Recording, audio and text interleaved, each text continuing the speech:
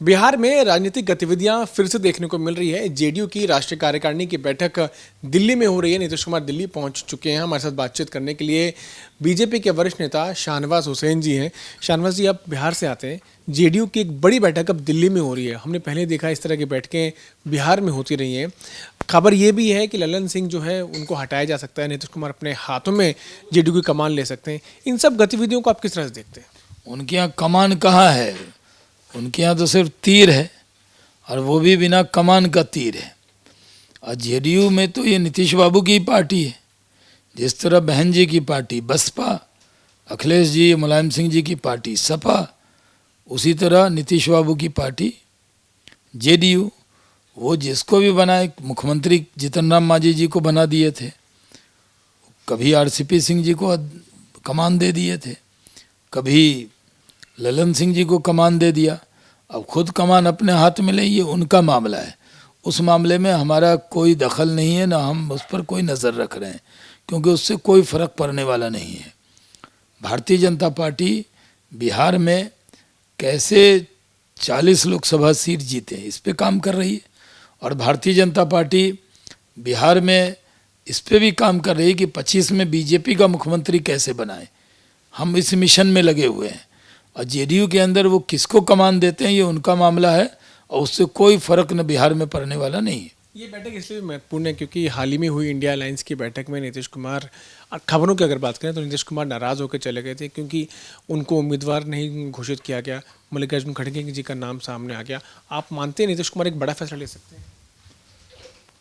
देखिए, जो India alliance है उसकी जब बैठक होती है तो पहले तो बिहार में हुई। नीतीश कुमार जी ने नाना प्रकार के व्यंजन खिलाए, लिट्टी चोखा खाए, और सब लोग उनको दगा देकर चले गए।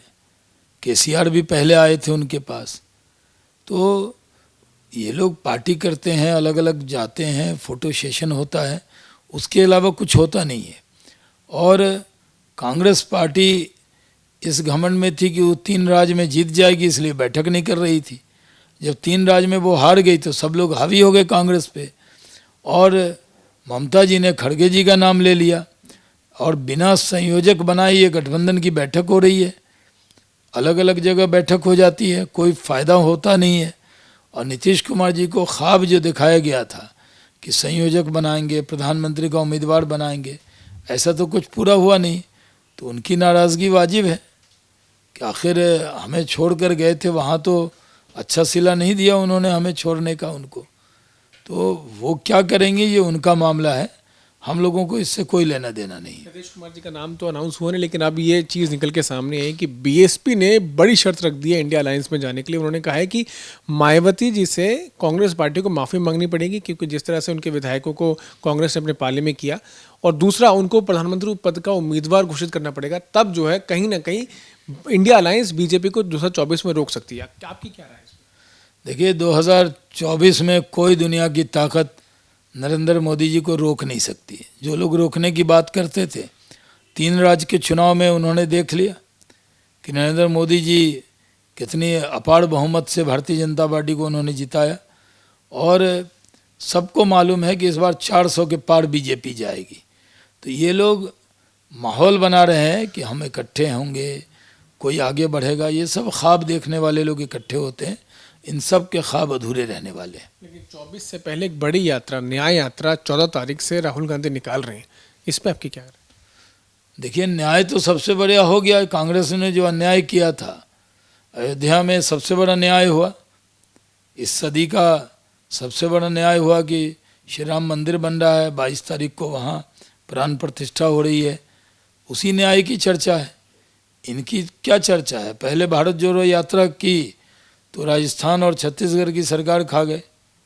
इधर तो जहाँ जा रहे हैं वहाँ कोई ताकत उनकी है नहीं, कहीं उनकी सरकार नहीं है, वहाँ उनके पास सीटें भी नहीं है। 7-8 सीट होंगी इस पूरे बेल्ट में उनकी, और कुछ मिलने वाला भी नहीं है। तो उनकी यात्रा से कुछ नहीं निकलना है।